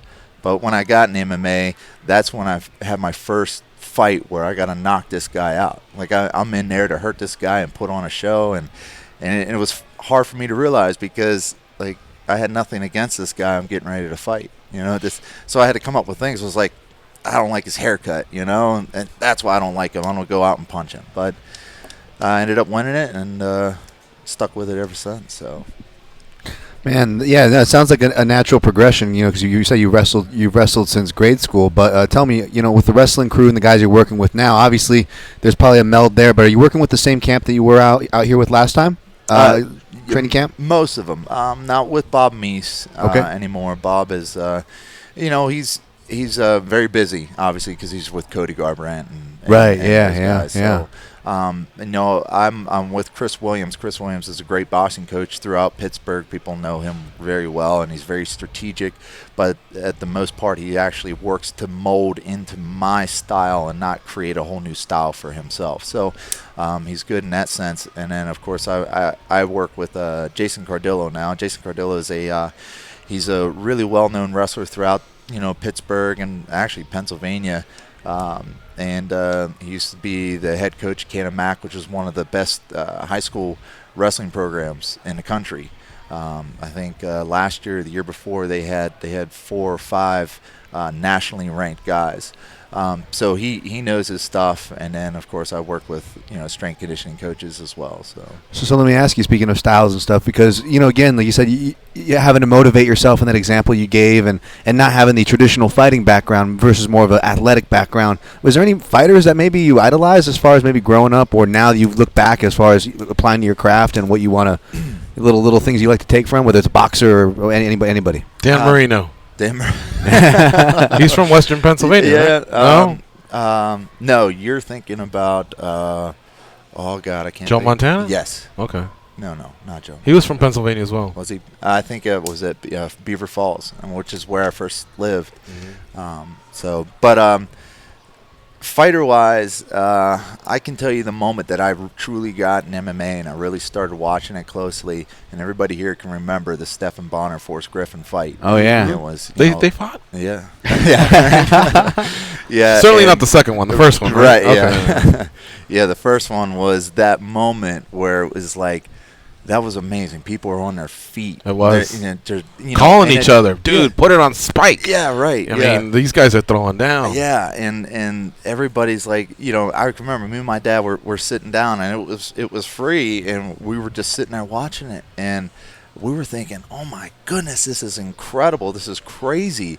And I remember thinking back, because I was wrestling full time and stuff like that, and I was just looking, and I'd never been in a fight my entire life, and I was just thinking, I was like, man, you would never see me doing that. That is just crazy. But these guys are incredible, and look at the show that they're putting on. Look at the fans standing on their feet cheering, man. And as me now being a warrior, that's what I'm looking for. I mean, yeah, of course, guys want to get money, so of course you got to win the fights, but. Man, I'm just that type of guy. I want people to be like, man, you remember when you fought so-and-so? That was incredible. Everybody was standing on their feet, screaming and yelling. We put so much effort into fighting. We put so much effort and so much stress on our bodies every single day to get in there and fight. And I guess the bad thing about it is that you're going to have a person that wins, and you're going to have a person that loses. And you feel bad for the guy that loses because he put his heart and soul into training to do what necessary to win. But having the ability to put on a show, whether or not you win or lose, I mean, that's the greatest reward in itself as a warrior and a spirit to think about. Like, you're getting there, you put on a show, you made these people's night who paid their hard-earned money to come in and watch a good fight. You gave them exactly what they deserved. I like the way you put it. Yeah. That's Adam Milstead. He's fighting Jordan Johnson on Saturday in the light heavyweight division. Catch his fight on the UFC Fight Pass, 6:30 p.m. Eastern. Although if there's a KO or something, which he has had many on his resume, you might see him later on the telecast. So that's always an incentive as well. One last thing, since we can't get a street fight story out of you, because we really do ask everybody, give me a story where you came home and your dad punished you. Like something you did. Man, that would probably the worst one was, he spanked the crap out of me, and I think I did something stupid at school.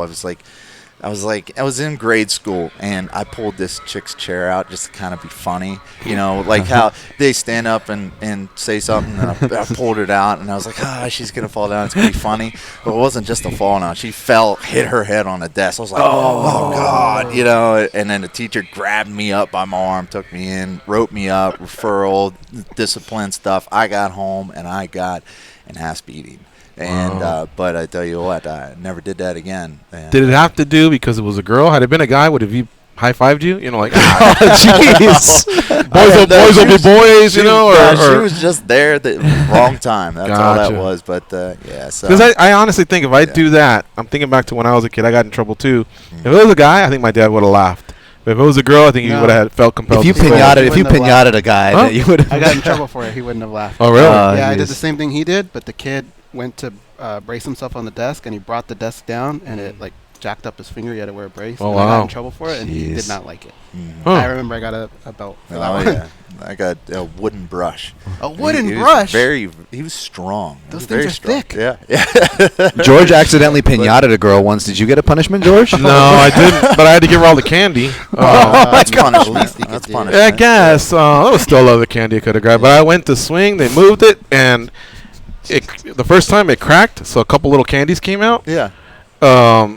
And so this girl reacted too early. It was her bad, actually. Yeah. She reacted too early, and then when I said, now I'm going to really, really, sock it up, boom, they pulled it, and I hit the girl, and Well, that's totally her fault. That's kind of what I'm That's saying. the way the world Friendly runs. fire. That's, my Friendly grandma fire. had to save face and go, oh, yeah, I had to get in trouble. And That's survival of the fittest right there. So, Yeah. It's been great having you here in studio, my man. Good Thank luck you. on Saturday. You All want right. to plug anything before we bounce? Your social media, your yeah. dad, anybody? Go ahead. Well, I just want to give a big shout out to Team Iridium, Jason House, hooking us up. But at the same time, I want to give a big shout out to everybody back home in Pittsburgh who continues to support me through thick and thin. Of course, my dad, who's up in heaven right now. So I want to say thank you. All right, Adam Milstead fighting Jordan Johnson on Saturday, UFC 222. Give him a follow on Twitter. Where's it at? Here it is. It is at Adam Milstead. There you go. All right, Easy folks, we'll be right back after this break. Zach Otto will join us here on MMA Junkie Radio.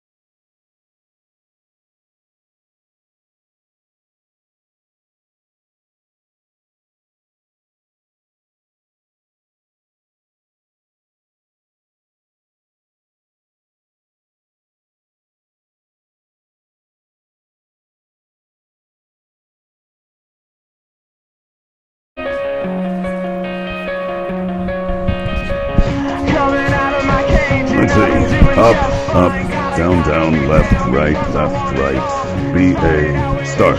You told me that code would get rid of them. Yeah, well, they're still here. Okay, but now they know I tried to kill them. Hold on, Mom. Here are George and Goes. The Jim Rome Show is now on SiriusXM weekdays at noon Eastern. Catch The Jungle and the rest of the CBS Sports Network on Channel 201 and on the SiriusXM app. All right, from one superstar to the next, we have Zach Otto here, UFC welterweight, in our studio. Welcome, Zach. How you doing? Doing great. Thanks for having me. All right, my man. For a while I thought Dutch from the Karate Kid had walked in. He's got a little bit of that look, you know what I mean? A little bit of that swag. I'm reaching, huh? I pride myself on celebrity look-alike, but who does people tell you look like? Anybody? Everybody's somebody. I get Antonio Banderas a lot. Can I go with who do you get? The Miz from WWE? Okay. I don't know if I've heard that one before, but I do get once in a while the guy that played in James Bond, the Daniel Craig? Yes. Oh, yeah, I see that already. Okay, yeah. Poor you. Yeah. It must be brutal getting that. Must be a bad one, yeah. Of all the Karate Kid guys, the other side, the Cobra Kai, I thought the most intimidating was Dutch, not Johnny or Bobby, the guys that always advanced in the tournament. Bobby and Tommy. I thought Dutch was, and then he gets eliminated. They turn his back on him. You watch the movie, or am I going old school on you? No, I've seen it, of course. Yeah, Dutch was a badass. He's the one that walks in the locker room and goes, well. If it isn't Danielle, That's why I was a little scared of him, because everyone called me Daniel's son because I'm Daniel. But then again, my doppelganger's short round, so that cancels it out right away. So I was looking back there and he kept looking in, and I always interpret what people are thinking. Right. And we're talking to Adam, and I see Zach kind of look in, and I'm thinking that he's saying, one of these motherfuckers going to get to me, because I'm over here hungry as fuck.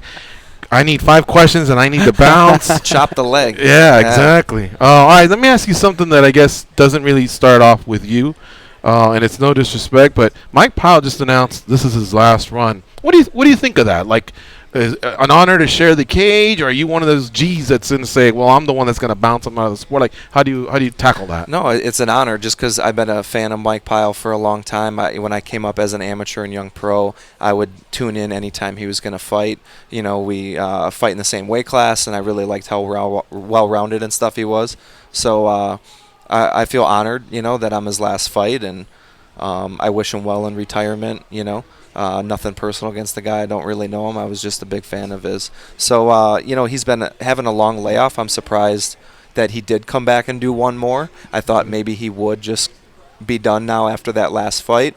And now all of a sudden after 15 months or so, he's coming back to do it one last time. And I was that guy. So it's cool.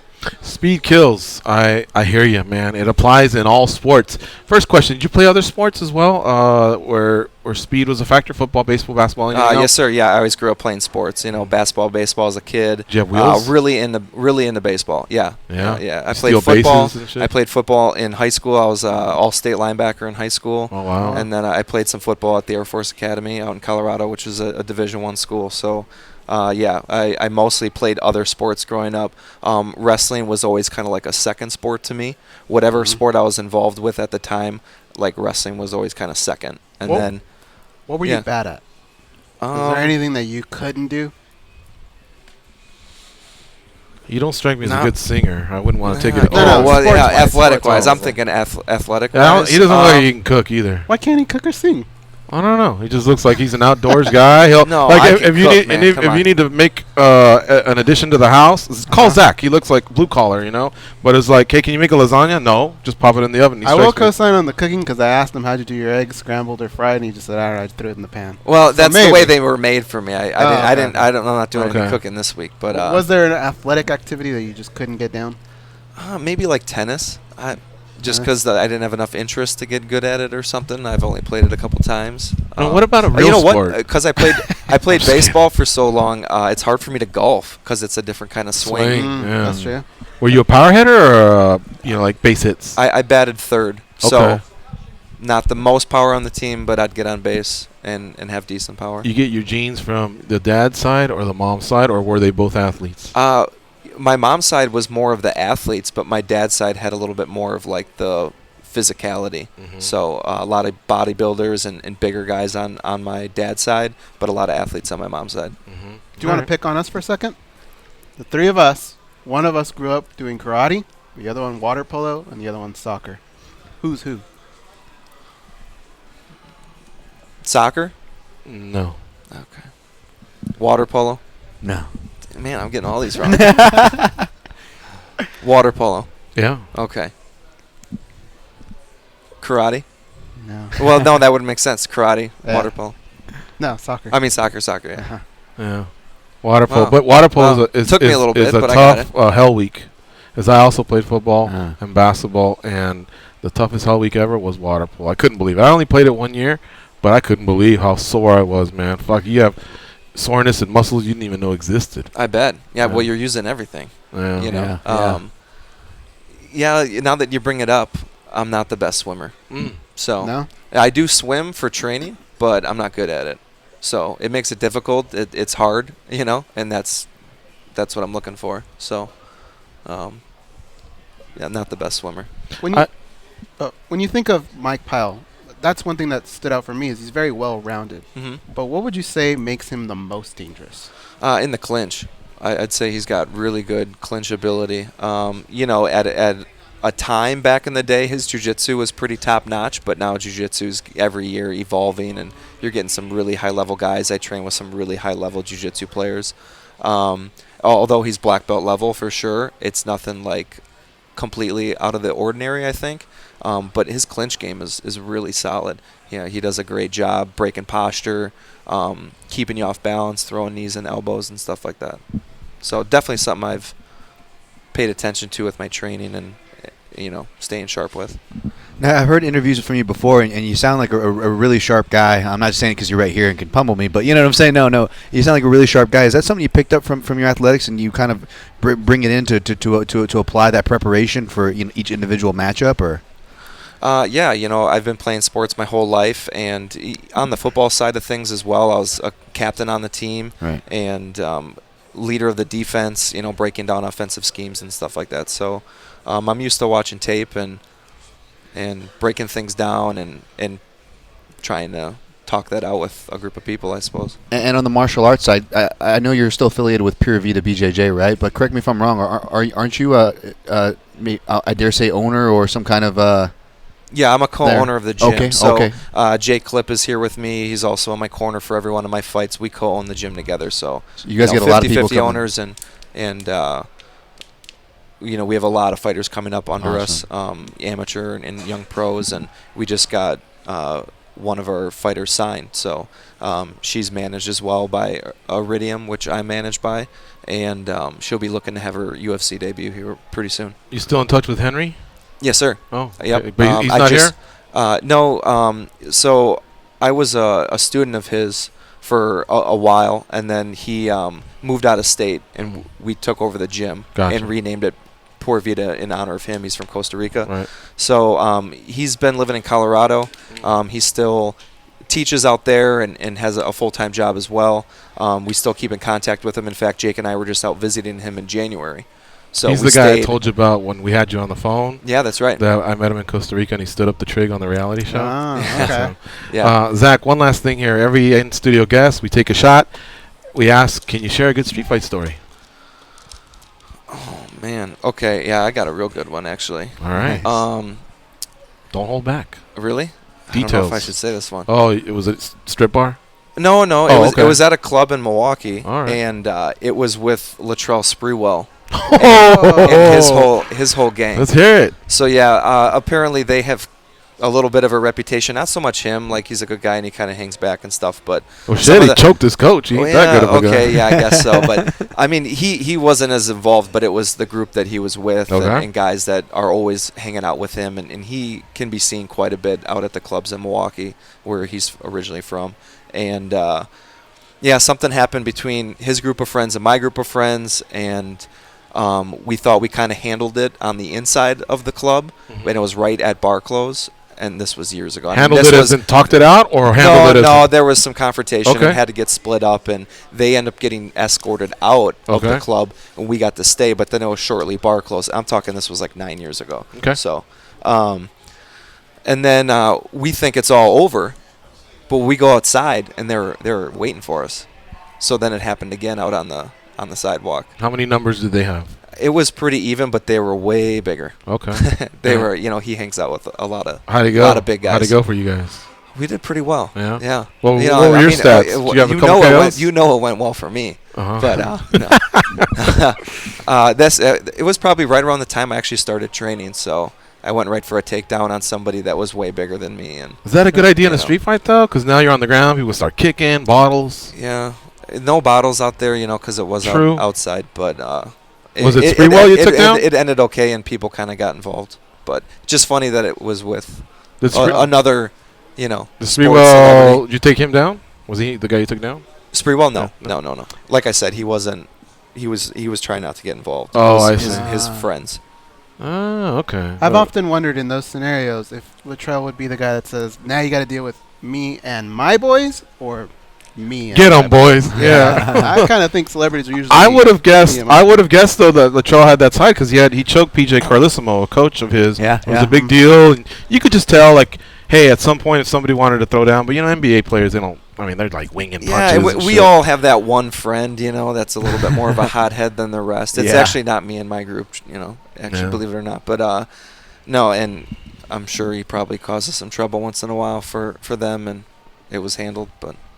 Folks, catch Zach Otto, our guest here. He'll be fighting Mike Pyle this Saturday at UFC 222. You can catch the fight on the UFC Fight Pass, 6:30 p.m. Eastern Time. And if there's a quick finish and Zach has his hand raised, look for him on the telecast, Fox Sports 1 or the pay-per-view. They often do that. But you got to get that Fight Pass. Been telling you for a while. There's 3 good fights there. Jordan Johnson, Adam Milstead, Brian Caraway, and Cody Stamann. Zach Otto versus Mike Pyle. Thank you, Zach, for stopping by the studio. Great to have you on the show again. Thank you, guys. Appreciate talking to you again. All right, folks. Quick break, and we'll bring in Cody Stamann. It's MMA Junkie Radio on Sirius 67, Rush 93.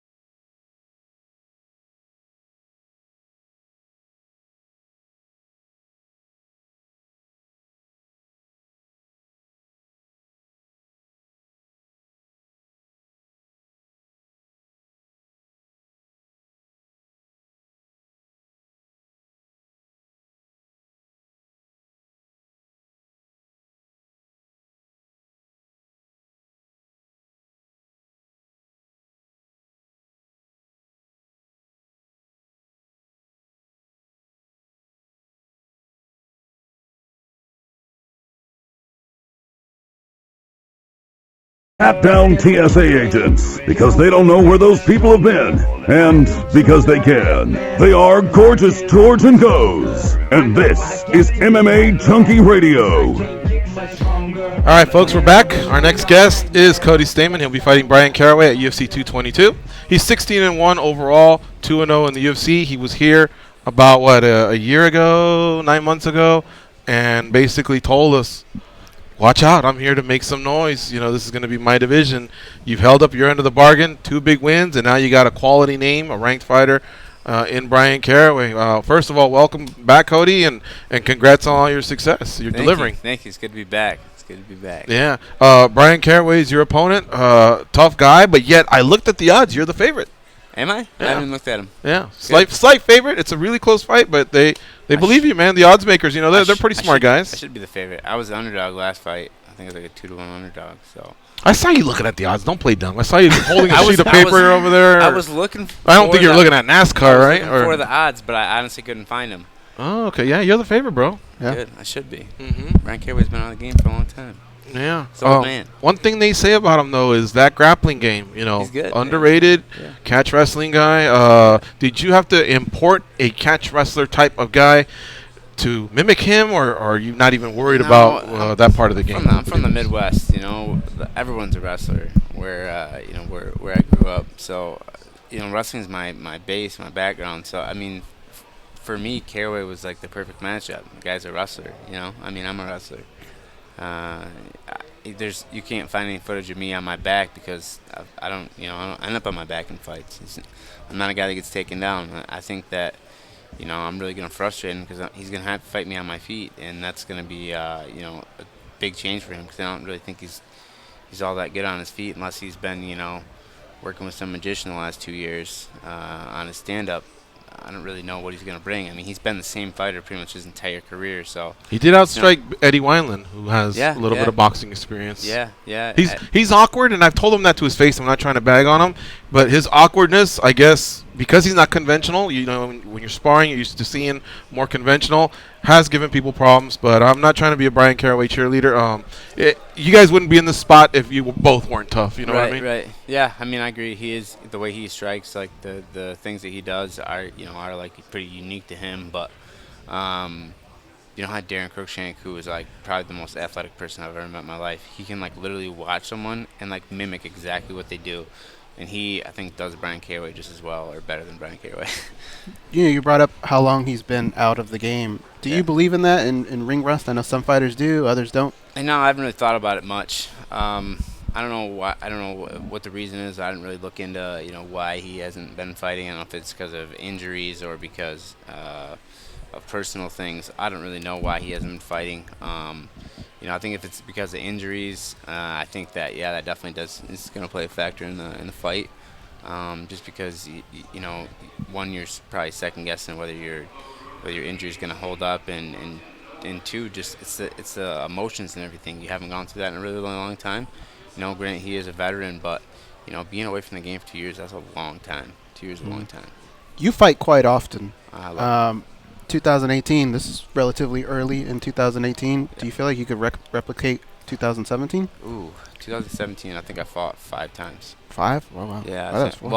I think in 11 months I fought 5 times. But I think in 2017 I fought 4 times. When do you rest? I don't know. Rest for the old people.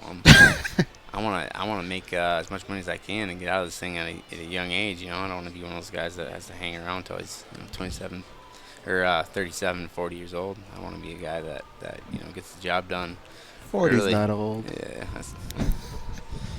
Hey, Dan, what do you have for Cody? You mentioned Cruikshank and his ability to mimic, and he comes from a traditional martial arts base, so I imagine he can pull a lot of different styles that you need from that. But watching footage on yourself, it almost seems like you're pulling different tools, out almost each time too. We're seeing different fighters. Can you talk about that? Is there any other inspirations as far as like coaches or training partners that are helping tool you as far as giving you new tools? So I feel like there's a lot of weapons that I really haven't used in the UFC yet. I fight everybody differently, and that's a kind of a unique thing to me. As I watch film, I study guys religiously, and I figure out ways to beat them. I fought Duquesnoy and I fought Tyrion Ware, in 2 different ways, use kind of 2 different styles. And I'll fight Bryan Caraway a whole different way. You know what I mean? It's I'm a good athlete, and as much as I'm a fighter, I'm more of a a competitor. I really like religiously study people, and I literally find holes in their game, and I try to exploit them. I'm more of a cerebral guy than a guy that's going to get in there and close his eyes and just start chucking haymakers. I'm more of a guy that I think I beat my opponent long before I ever get in the cage with him, just because I study him. I know his tendencies. I know what he's going to do. Before I know when he's going to shoot, or when he likes to throw what. I really religiously break down fight film. Good to hear. Yeah, it translates in his footage too, because even on just regional fight scene footage, you'll see one fight and you can see your wrestling base, but another fight it almost looks like you've been throwing kicks as long as Crookshank. And I come from a traditional martial arts base, and I'm like, wow, this guy's really working well off that lead foot, like he's been doing it his whole life. So that comes through that study and prep. Yeah, I can pretty much throw any taekwondo kick, pretty efficiently. I just don't, you know what I mean? Like, a lot of the spin techniques are pretty dangerous in fights, especially being a short guy. If I miss and I get taken down, like I'm pretty careful with how often I do that kind of stuff. So, give us a prediction for Saturday night. You've been really bold about like telling people, hey, I'm on the scene. This is what I plan on doing. Update us a little bit on what plans you have for Saturday night, and then going forward. Because, like I said, you're now fighting a ranked fighter, and that's a catapult to possibly a title run in 2018 or maybe early 2019. I think Caraway's a hard guy to put away. But I also think that he's kind of overlooking me. I think he sees me as a guy that that UFC's giving him. To kind of get back in the race, to where I see it as like I'm the guy getting him out, because he's not, he doesn't really do that much for the promotion. He doesn't like promote himself that well. He doesn't do the things that he needs to do, that the UFC wants nowadays out of a guy. He doesn't talk. He's not a flashy guy. He grinds fights out, and people don't really understand. People that are fans of the sport, you see him and they're like, wow, he's a great grappler, but no one really wants to see that kind of fight. And I think honestly the UFC wants to get him out, and I'm the only guy that can do it because I have the wrestling pedigree. And I think, no matter what happens Saturday night, I'm gonna beat him. I'm either gonna catch him on his way in with a hard shot and put him out, or I'm just gonna beat him up for 3 rounds and walk away decision. And moving forward, I think I want to fight a guy, that's ranked higher than what I'll be ranked. Imagine if, Caraway's ranked 7th, I would be close to 7th. I'd want to fight a guy, the next guy up, because I want to continue to, move towards that contender spot. It's pretty exciting, right? Rivera, Marias, Cruz, Dillashaw, Garbrandt. Yeah, you're entering into that territory with a win on Saturday night. Yep. Yeah. When I beat Caraway, we'll be there. It's almost like he's describing like the UFC hired an assassin to take out Caraway. You're a hired gun, you know what I mean? I can't wait, man. I like you both. It's going to be a great fight. Sorry we made you wait. It was just kind of like one by one. We added we added Dan to the staff. We're good. It's not like we have anything going on. We're cutting weight and hanging out. It's really nothing. All right, cool, man. Yeah, like I say, really took note of just having you here the first time. We get a lot of people that blow through here, and we hear this, that, whatever. But you delivered with your 2 fights. Now you got a great fight in front of you, and 16-1 is just a record that pops. So you really could have a bright future, man. It's been fun covering you through regional and now the UFC. Yeah, hell yeah, I appreciate it, guys. All right, brother. Do you want to give a shout out to anyone or that's listening, or plug anything that you got going on before we let you go? Shout out to my team, Michigan Top Team, everyone that helped me out, and. I'm really going to beat the shit out of Brian Caraway Saturday night. You're going to want to tune into that. There you go. Closing statements by Cody Stamann. You can follow him on Twitter at Cody Stamann, CODYSTAMANN. Thank you, Cody, for the time. We really appreciate it. Appreciate it, guys. Thanks. All right, we're going to continue on here. We have one more fighter to have on the show. If one of you can bring in Andrei Soukhamthath, and we'll close out the show. We are going to do a little bit of overtime. Our producer's in. You're in, Dan? Yeah. Myself and Goz are in. And that way we can properly talk to everybody that we've had on the show. I can't wait to see Caraway and Stamann. Should be a really, really fun way to kick off the whole fight card. Because that one's got – I'm one of the guys that dabbles in the rankings, and so I know that's going to be rankings movement. You know what I mean? Those are the fights that really, really get me going. All right, our last guest is Andrei Soukhamthath, the only Laotian American fighter on the UFC roster, if I'm not mistaken. Welcome, Andre. How you doing? I'm good. How are you guys? I'm right. You're the only, did I say that correctly, Laotian American fighter in the Ultimate Fighting Championship? Yes, the first ever to sign, Lao American. So I have a lot on my back. I have a lot of responsibility, but I'm the man to do it. Born in Rhode Island and now living in Florida, though, right? Yes, sir. What took you down there? Was it family, the gym, or? You know what? A teammate of mine, old friend of mine, Sean Soriano, he's also from Rhode Island. I was training up in Rhode Island at that time for a fight, and he had a fight. He went up to Rhode Island to do some training with me. He beat me up pretty good, so he was like, hey, he invited me down to train with the Black Zillions at that time about 4 years ago. And, I took the trip. I moved in with him for about 2 weeks. They told me to come back, and I went back home, fought about 4 times in 1 year, saved up, and came to Florida with a dream, with my wife, my son, a budget truck, all our things, and $2,000 in our bank account. Wow. Very cool. Well, I've been watching you for a while through CES, and now you're part of the Ultimate Fighting Championship, and you got a big fight on the UFC 222 pay-per-view. You got Sean O'Malley. Now, I've been watching the Embedded. He's talking like he's going to run right through you, man. How are you taking that? Oh, it's all good, baby. He could talk all he wants. At the end of the day, he's still going to fight. You know what I mean? And when we fight, I'm going to make him my little brother. He's going to call me big bro after this fight. He's my little brother, so he knows what that feels like. Now, do you like it? Do you like it when there is a little bit of that kind of build-up, or would you prefer an opponent that just stays to themselves, keeps it respectful? Like, what motivates you? Every camp is different. It's always going to be intense because, you're going to be fighting another man in the cage. But, the build-up's pretty cool, him talking trash. I'm not talking too much trash, but I'm going to let him know, though, he's going to get these hands, and he's not going to like them. Andrei Soukhamthath, our guest here on MMA Junkie Radio. This weekend is UFC 222, headlined by Chris Cyborg as she defends her featherweight title versus Yana Kunitskaya. They will be fighting on the pay-per-view, so you got to pay for it. It's going to be a great fight, though. Goes, what do you have for Andre? So a guy like O'Malley who came through Dana White's Contender Series, do you sometimes feel like guys like that need to earn their stripes a little bit before they could start chirping the way they are? I definitely feel like he needs to earn his stripes, It's easy to get Dana White, Sean Shelby, and Mick Maynard's attention with a room full of 50 people. You know what I mean? You're fighting in a Contender Series. You're not fighting in the UFC. It's a Contender Series. It's not considered the UFC, so it's not UFC fighters you're fighting. So, he got to make a show. He got to do his little sugar show thing, and he got to talk a lot because, like I said, there was a room full of 50 people, and Dana White loved it. And it was easy to see his personality, and obviously, he blew up after that. He became Snoop Dogg's homie, whatever. It's all good. But he's going to see that I'm the real OG, not Snoop Dogg. So I like it. Yeah. Now, that time that you described, $2,000, getting in a truck, moving your family, how often do you think about that and where you're at now? It keeps me grounded, man. From 4 years ago to now, when we were first in Florida, we didn't know anybody. We didn't have any babysitters. I took a huge pay cut, you know what I mean? I couldn't really train all the time because I had to work about 2-3 jobs to pay the rent, Rent was higher than what I was used to paying.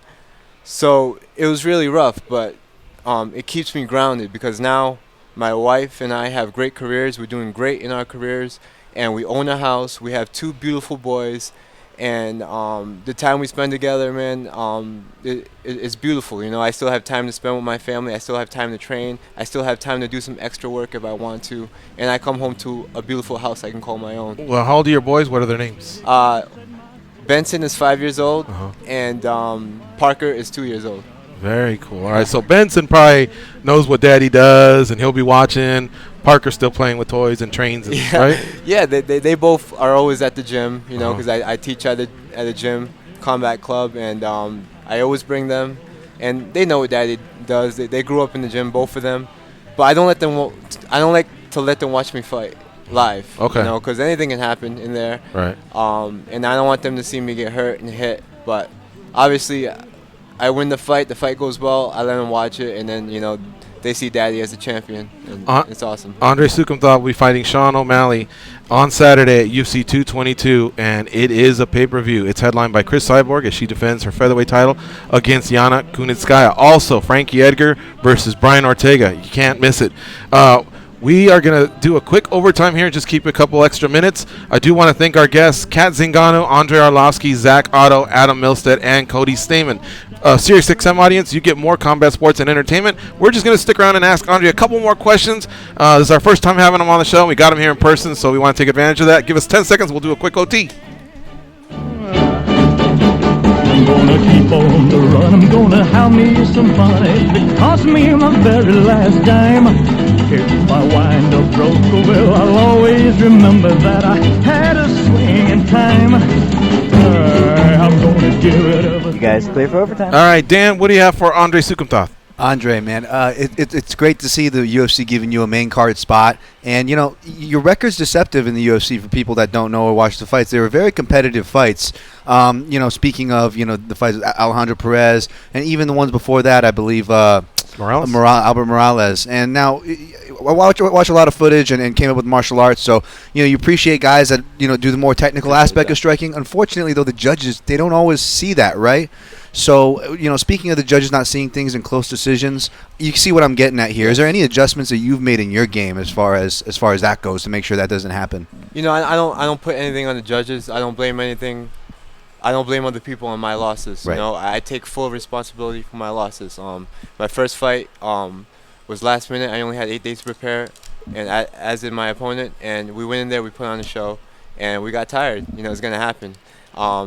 Second fight. You know, I was more worried about trying to impress Dana White and Sean Shelby and the UFC and the Mexican fans and the UFC fans rather than trying to impress the important people in my life. And that's you know, bringing home a check, second check to my wife, to my kids, to my real people that follow me. You know, and I just learned a lot from that fight. You know, because then my back was against the wall. I was 0-2 in the UFC. I heard they were making cuts, so when I heard that opportunity about Luke Sanders, you know, I raised my hand. Hey, I'll fight. Let's do it. Gave me an opportunity to say my job. I got the knockout because my mind was strong. I was fighting for my family. I was fighting like I fought my first professional fight. You know, I was hungry and I was humble. And this is gonna be my 4th fight in 1 year, man. You know, you don't hear that nowadays. It's true. And I re-signed my contract. You know, I'm on my 2nd contract within 1 year, and that's only because I'm a real fighter. You know, I say, hey, I'll fight. Hey, I'll fight. Doesn't matter who, doesn't matter where, doesn't matter when. He comes to fight. 12 of his wins. Of the 12 wins, 11 are finishes, 8 KOs, 3 submissions. Man, I love fighters like that with the high finishing rates. I believe even in the 5th round, you'll be looking. You've gotten finishes before, right? So yeah, I mean, it's any time of the fight. Flying knee. Anything, man. You can expect everything from me. I love to bang, I love to strike, and I love to put people to sleep. Does the family stay home? Sorry, George. Does the family stay home, or do they travel, and will they be at the fight? My kids stay home, but my wife, she goes to every single fight. She actually managed me for about 10 years. We got to the UFC together, so she's a big part of my career. She's always in my corner. So big shout out to her. She handles a lot of behind-the-scenes stuff, the stuff that you don't want to handle, you know, like the medicals, the travel, all the little things, you know, it adds up. So I'm definitely glad that she comes to my fights.